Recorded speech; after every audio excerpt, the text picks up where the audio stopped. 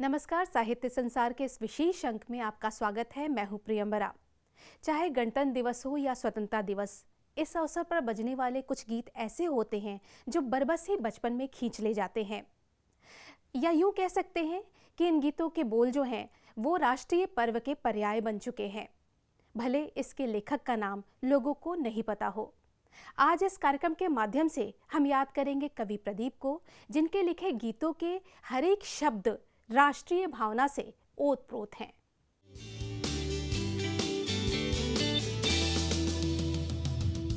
आओ बच्चों तुम्हें दिखाएं झांकी हिंदुस्तान की, इस मिट्टी से तिलक करो ये धरती है बलिदान की। कवि प्रदीप के गीत आज भी लोकप्रिय हैं। बच्चे बच्चों की जुबान पर उनके देशभक्ति के गीत होते हैं। उनके गीतों में विविधता है। उनका कैनवास बहुत बड़ा था। अगर हम आज के गीतों की तुलना करें कवि प्रदीप के लिखे गीतों से, तो जो सबसे अहम बात जो उभर के आती है वो है उनका कैनवास। एक तरफ वो राष्ट्रभक्ति के गीत लिखे और काफ़ी अच्छे अच्छे गीत उन्होंने लिखे। दूसरी तरफ अगर हम देखें तो जो मानव संवेदनाएं हैं उस विषय पर भी आप उनके गीतों को देखें, उनकी रचनाओं को देखें। जैसे देख तेरे संसार की हालत क्या हो गई भगवान, कितना बदल गया इंसान। ये इसमें पूरी संवेदना झलक रही है जो उन्होंने विश्व की या समाज में जो उन्होंने संवेदनाओं का जो ह्रास देखा, उस पे ये जो उनके उद्गार थे वो अब काफ़ी अहम थे। इसके अलावा अगर आप देखें तो जो एक फ़िलॉसफी होती है, इंसानियत की जो फ़िलॉसफी होती है, उस पे उनके गीत देखें आप। जैसे आप देखें कि इंसान का इंसान से हो भाईचारा, यही पैगाम हमारा। तो वो जो एक विश्व बंधुत्व की बात कर रहे हैं यहाँ पे, तो ये एक दूसरा उनके उस कैनवास पे एक ये दूसरा पड़ाव है उनका। आप अगर फिर आगे बढ़ें इस पे, तो आप अगर ये देखें कि जो स्पिरिचुअलिटी है, जो धर्म के प्रति जो उनका एक लगाव है, वो भी झलकता है। जब वो आगे चलकर जय संतोषी माता जो फिल्म आई थी, उस पे जो उन्होंने गीत लिखे वो भी काफ़ी लोकप्रिय हुए। इसके बाद जो एक दूसरा आयाम है जो कवि प्रदीप को औरों से अलग करता है, अन्य कवियों से अलग करता है, वो है उनके गीतों की लोकप्रियता। आप देखें कि 1940 में जब प्रदीप ने बंधन फिल्म के लिए जो गीत लिखा, चल चल रे नौजवान, वो ये गीत इतना लोकप्रिय हुआ कि ये हिंदी का पहला गीत बना, पहला फिल्मी गीत बना जिसे हिंदी के टेक्स्ट बुक में ले लिया गया। इसके पहले भी कुछ गीतों को लिया गया था टेक्स्ट बुक में, लेकिन वो हिंदी के गीत नहीं थे। ये हिंदी का पहला गीत था जो टेक्स्ट बुक में आ गया। उसके बाद आप देखिए कि जब ये गीत फिल्म में चलता था तो वंस मोर के नारे लगते थे और उस फिल्म को वहाँ पे रोक के वापस उस गाने को के पास लाना पड़ता था। यही चीज़ रही आप 1943 में जो उनकी फिल्म आई किस्मत, किस्मत फिल्म में जो उन्होंने गीत लिखा, आज हिमालय की चोटी से फिर हमने ललकारा है, दूर हटो ए दुनिया वालों, हिंदुस्तान हमारा है। तो यहाँ पे भी वही बात हुई। यहाँ पे इस फिल्म को देखने के लिए लोग बार बार जाते थे, सिर्फ इसी गीत को सुनने के लिए, सिर्फ इस गीत को देखने के लिए। और ये फिल्म 3.5 साल तक एक ही थिएटर में चली। इसके पीछे, इस फिल्म की लोकप्रियता के पीछे इस गीत, कवि प्रदीप के इस गीत की लोकप्रियता का हाथ था। आज हिमालय की चोटी से फिर हमने ललकारा है, आज हिमालय की चोटी से फिर हमने ललकारा है, दूर हटो दूर हटो दूर हटो है दुनिया वालों, हिंदुस्तान हमारा है, दूर हटो है दुनिया वालों, हिंदुस्तान हमारा है। जब कवि प्रदीप फिल्मों में आए तब फिल्मी संगीत बदलाव के दौर से गुजर रहा था। तब तक हिंदी के प्रतिष्ठित साहित्यकार फिल्मों में लेखन को सम्मानजनक नहीं मानते थे। ऐसे दौर में कवि प्रदीप ने फिल्मों को अपनी अभिव्यक्ति का माध्यम बनाया और अनेक कालजयी गीतों को कलमबद्ध किया। जवानी में अकेलेपन की घड़ियां हमको ना भाई, इजाजत हो तो हम आए। कवि प्रदीप के बारे में दरअसल जब हम बात करते हैं तो हम कई चीज़ों के बारे में बात करते हैं। हम सिनेमा के एक दौर के बारे में बात करते हैं, सिनेमा का वह दौर जिसने हिंदी सिनेमा को लोकप्रिय, वह प्रतिष्ठा और वह लोकप्रियता देने का रास्ता खोला जिस पर अभी हिंदी सिनेमा आज है विश्व भर में, उस रास्ते को बनाने वालों में प्रदीप हैं। प्रदीप के किसी गीत को सुनकर कोई कह नहीं सकता है कि गुमराह करने वाले गीत हैं। प्रदीप के गीत ऐसे गीत हैं जिनसे हिंदी सिनेमाई गीतों को भी एक प्रतिष्ठा मिली और उनको सम्मान भी मिला है, समाज में स्वीकृति मिली धीरे धीरे। उनके गीतों की जो भावना है वह भावना राष्ट्रीय आंदोलन से उपजी हुई भावना है। जो गांधी जी को लेकर के गीत है उनके, दे दी हमें आज़ादी बिना खड्ग बिना ढाल, और आज़ादी के जो मूल्य हैं उनको याद दिलाने वाले गीत, आओ बच्चों तुम्हें दिखाएं झांकी हिंदुस्तान की, या इस तरह के और भी गीत जो है, ऐ मेरे वतन के लोगों, और जो देश को लेकर के जो प्रेम की बात है, उस स्वतंत्रता संघर्ष के बलिदान, हर तरह का बलिदान, चाहे वो सैनिकों का बलिदान हो स्वतंत्रता के बाद का या स्वतंत्रता से पहले सेनानियों का बलिदान हो, उसको याद रखने वालों की बात जब तक याद, उसको उसकी याद दिलाते रहने वालों के बारे में जब भी बात होगी तो उसमें प्रदीप पहली पंक्ति में खड़े होंगे। हमें आजादी बिना खड्ग बिना ढाल, साबरमती के संत तूने कर दिया कमाल। दे दी हमें आजादी बिना खड्ग बिना ढाल, साबरमती के संत तूने कर दिया कमाल। करीब 5 दशक के अपने फिल्मी गीत लेखन के सफर में कवि प्रदीप ने तत्कालीन फिल्म जगत की लगभग सभी जानी मानी हस्तियों के साथ काम किया। इस दौरान कवि प्रदीप ने लगभग 71 फिल्मों के लिए करीब 1700 गीत लिखे। जब देश आजाद हुआ तब उनके प्रतिद्वंदियों को ऐसा लगा कि शायद अब कवि प्रदीप के कलम का जादू चूक जाएगा, लेकिन उनके कलम का जादू न चूकने वाला था और न रुकने वाला था।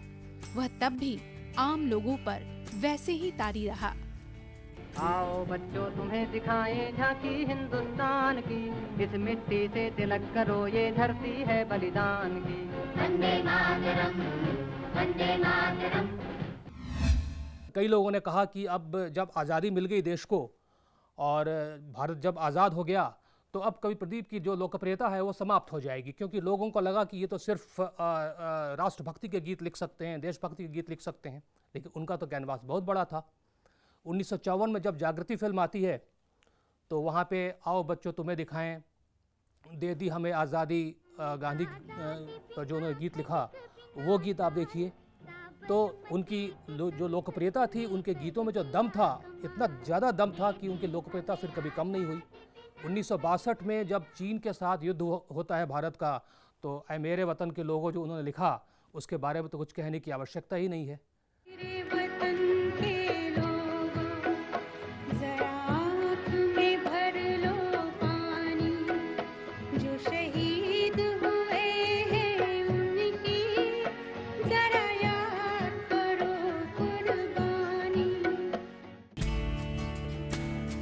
कवि प्रदीप का जन्म 6 फरवरी 1915 में मध्य प्रदेश के बड़नगर में हुआ था। बचपन से ही उन्हें कविताएं लिखना और पढ़ना दोनों ही पसंद था। उनकी शुरुआती शिक्षा इंदौर में हुई। इसके बाद की शिक्षा इलाहाबाद के दारागंज हाई स्कूल में संपन्न हुई। दारागंज उन दिनों साहित्य का गढ़ हुआ करता था। वर्ष 1933 से 1935 तक का इलाहाबाद का काल प्रदीप जी के साहित्यिक विकास के लिए बहुत अच्छा रहा। उन्होंने लखनऊ विश्वविद्यालय से स्नातक की शिक्षा प्राप्त की एवं अध्यापक प्रशिक्षण पाठ्यक्रम में प्रवेश लिया। फिल्मों में गीत लेखन का मौका भी उन्हें ऐसे ही कवि सम्मेलन के दौरान सुने जाने के बाद मिला। वर्ष 1939 में उन्हें एक कवि सम्मेलन में भाग लेने के लिए मुंबई जाने का मौका मिला। उसी दौरान बॉम्बे टॉकीज के हिमांशु राय ने उनकी काव्य शैली से प्रभावित होकर उन्हें 200 रुपये प्रति माह की नौकरी दे दी और फिल्म कंगन के लिए अनुबंधित कर लिया। उसके बाद कवि प्रदीप फिल्म जगत के ही होकर रह गए।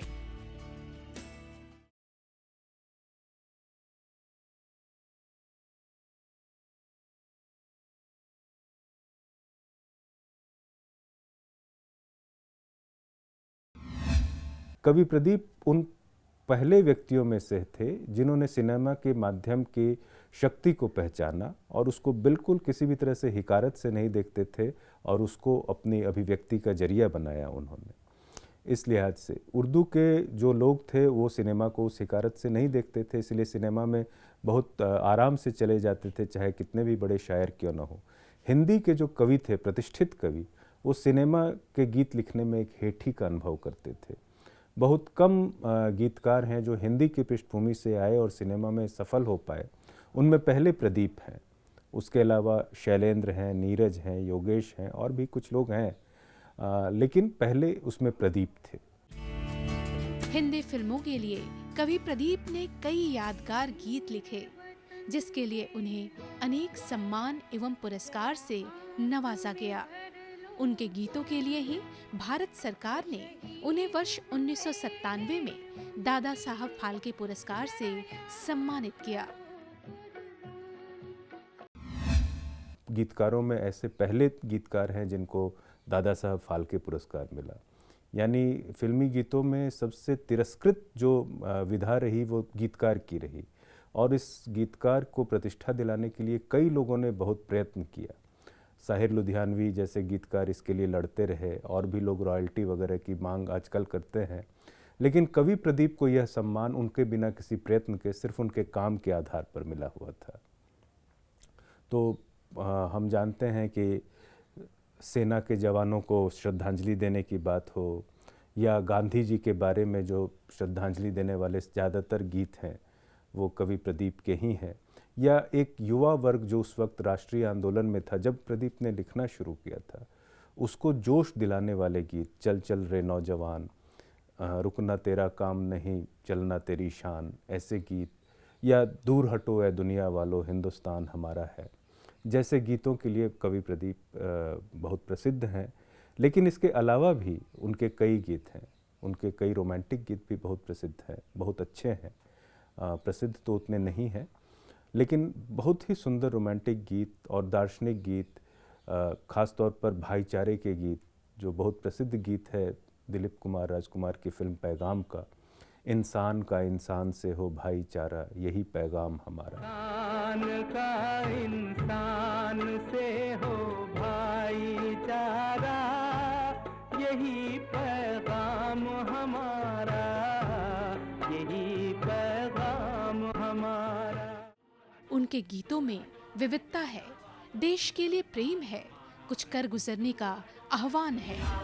हिंदुस्तान हमारा है, आज हिमालय की चोटी से फिर हमने ललकारा है, आज हिमालय की चोटी से फिर हमने ललकारा है, दूर हटो दूर हटो दूर हटो।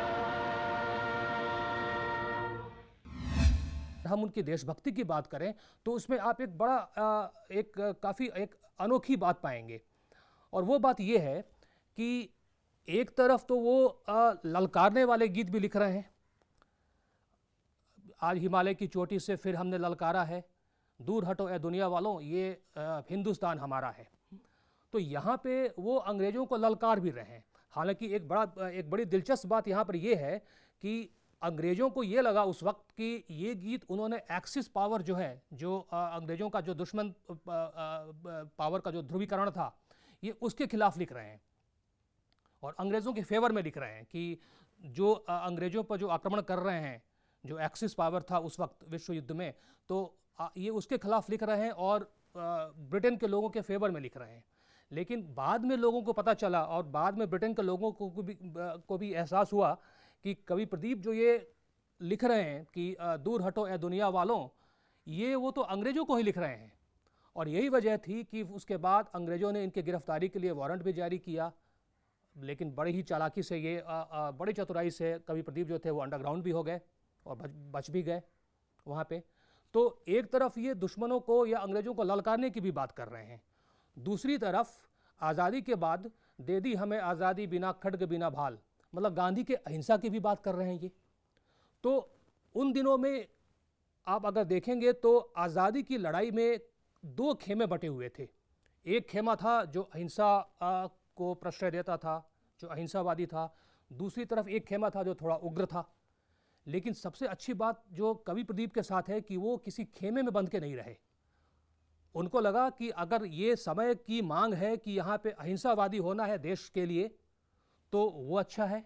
अगर ललकारना है अंग्रेजों को, समय की ये मांग है, तो ये भी अच्छा है देश के लिए। समय मतलब उनका एक ही खेमा था, ना ये ना वो, उनका खेमा था देश। आकाशवाणी पर प्रसारित एक इंटरव्यू के दौरान वे कहते हैं, हमें स्वयं ही सृजन करना पड़ता है और स्वयं ही अच्छा बुरा का निर्णय लेना पड़ता है।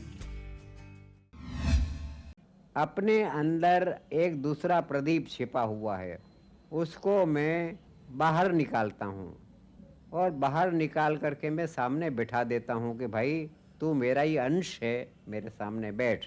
अब मैंने एक चीज़ लिखी है, मैं तुझे सुनाता हूँ।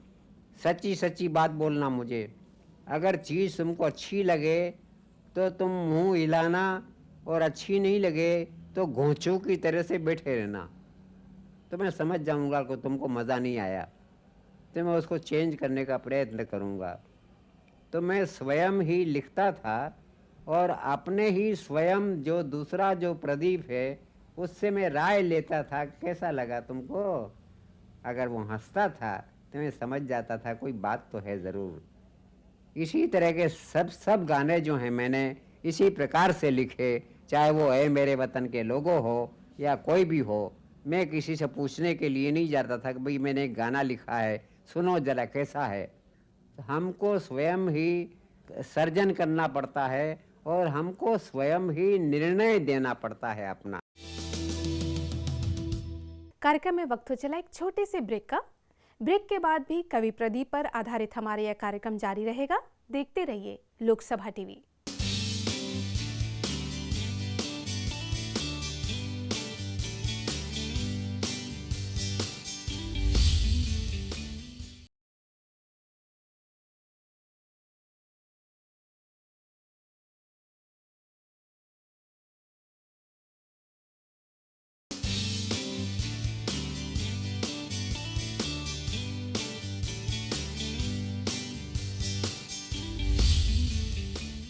ब्रेक के बाद आपका स्वागत है। आज इस कार्यक्रम के माध्यम से याद कर रहे हैं कवि प्रदीप को।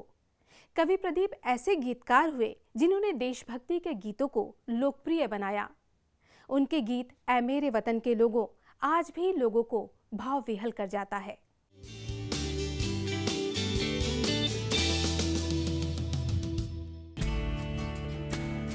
कवि प्रदीप का मूल नाम रामचंद्र द्विवेदी था। क्या वजह थी जो रामचंद्र द्विवेदी ने अपना नाम प्रदीप रख लिया और उसके साथ कवि भी जोड़ दिया या जुड़ गया? इसे लेकर अनेक कहानियां चर्चित हैं। लेकिन यह भी एक सच है कि रामचंद्र द्विवेदी से ज्यादा प्रसिद्धि कवि प्रदीप को मिली। प्रदीप उनका उपनाम था। तो जब फिल्मों में उनको मुंबई जब वो कवि सम्मेलन के लिए आए और वहाँ हिमांशु राय ने उनको सुना और सुनते ही उनको अपनी फिल्म के लिए साइन कर लिया, कंगन के लिए, तब उन्होंने कहा कि इतना लंबा चौड़ा रेलगाड़ी जैसा नाम नहीं चलेगा। और फिर उन्होंने अपना फिल्मी नाम सिर्फ प्रदीप रखा और कवि प्रदीप रखा, जिसके बारे में हालांकि कि उन्होंने शायद क्यों यह नाम रखा इसके बारे में कुछ अफवाहें हैं, कुछ किस्से हैं, पता नहीं कहाँ तक सच है। कुछ लोग कहते हैं कि प्रदीप कुमार से अपने नाम को अलग करने के लिए उन्होंने अपना नाम कवि प्रदीप रखा, लेकिन मुझे यह बात सही नहीं जान पड़ती है, क्योंकि प्रदीप कुमार के फिल्मों में आने के 10 साल पहले से कवि प्रदीप बहुत प्रसिद्ध हो चुके थे। तो उन्होंने अपने कवि साहित्य से जुड़ाव होने को शायद रेखांकित करने के लिए अपने नाम के साथ कवि लगाया। यह बात भी हो सकती थी कि पहले उस समय और भी जो गीतों के रचनाकार थे फिल्मों में, वो उर्दू की पृष्ठभूमि से आते थे, वो शायर कहलाते थे, तो उसके बरक्स उन्होंने अपने आप को कवि कहलाना ज़्यादा पसंद किया हो। इनको कवि प्रदीप भी कहा गया और इनको राष्ट्र कवि भी कहा गया। दिनकर को भी राष्ट्र कवि कहते हैं, हाँ, लेकिन पहली बार इनको भी राष्ट्र कवि कहा गया 1962 में, जब इन्होंने ऐ मेरे वतन के लोगों लिखा था। और जब वो गाना काफ़ी प्रचलित हुआ, काफ़ी लोकप्रिय हुआ, तो उस वक्त इनको राष्ट्र कवि कहा जाने लगा।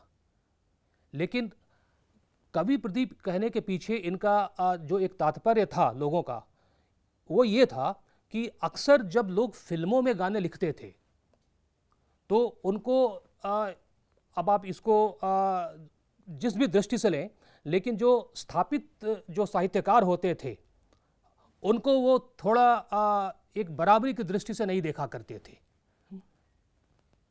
उनको वो कवि मानते नहीं थे या लेखक मानते नहीं थे। ये चीज़ काफ़ी लंबे समय तक चली, लेकिन बाद में जब स्थापित साहित्यकार और कवि जब फिल्मों के लिए लिखने लगे आगे चल के, तो ये जो एक डिवाइडिंग लाइन है साहित्य और फिल्मों में लिखने वाला साहित्य, ये फिर धीमे धीमे ब्लर्ड हो गया।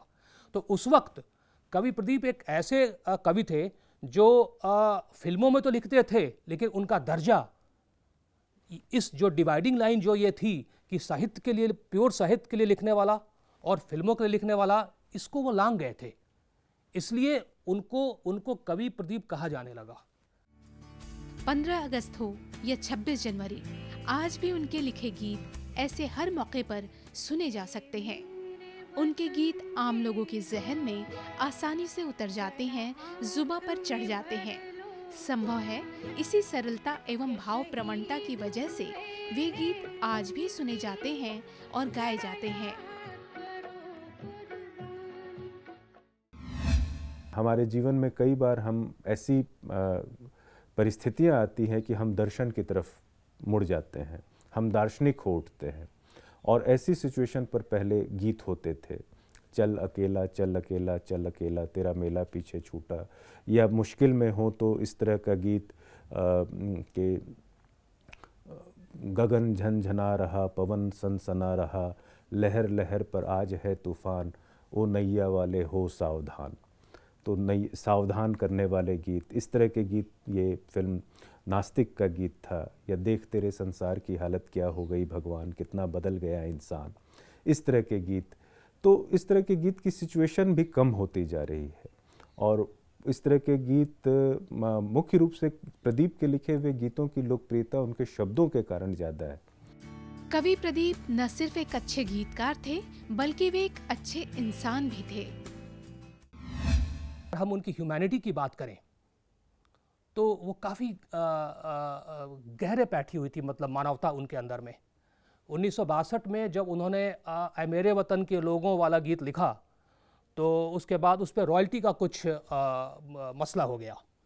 बाद में बॉम्बे हाई कोर्ट ने आदेश दिया HMV को ये आदेश दिया कि 10 लाख रुपए इनको दे दिए जाएं रॉयल्टी के लिए। और 10 लाख उस वक्त काफ़ी, उस वक्त 10 लाख आज की तुलना करें तो एक आकलन के अनुसार अगर देखें तो लगभग 6 करोड़ होते हैं। 10 लाख रुपए इनको जब मिलते हैं बॉम्बे हाई कोर्ट के आदेश के बाद, तो कवि प्रदीप उस 10 लाख को पूरा का पूरा युद्ध में जो भारतीय सैनिक शहीद हो गए थे, उनकी विधवाओं को पूरा का पूरा उनके फंड के लिए, उनके कल्याण के लिए दे देते हैं। तो ये उनकी ह्यूमैनिटी थी।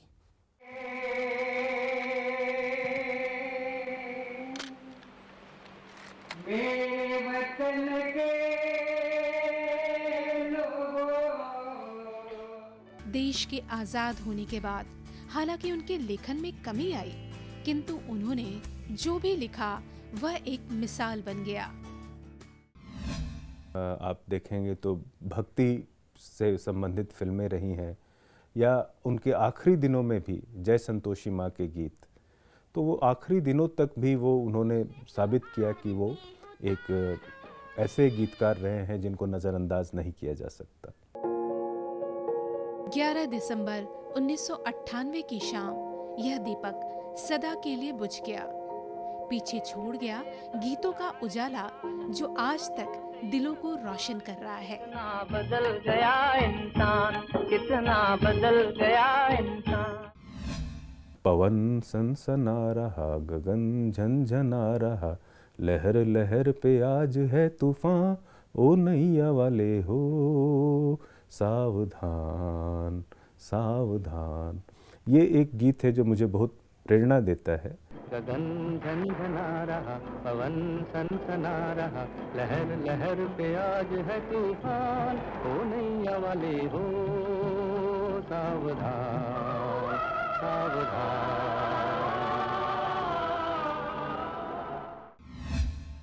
ऐ मेरे वतन के लोगों, तुम खूब लगा लो नारा, ये शुभ दिन है हम सबका, लहरा लो तिरंगा प्यारा। पर मत भूलो, सीमा पर वीरों ने है प्राण गंवाए, कुछ याद उन्हें भी कर लो जो लौट के घर न आए। आज इस कार्यक्रम में सिर्फ इतना ही। दीजिए मुझे मेरी पूरी टीम के साथ इजाजत। नमस्कार। जो शहीद हुए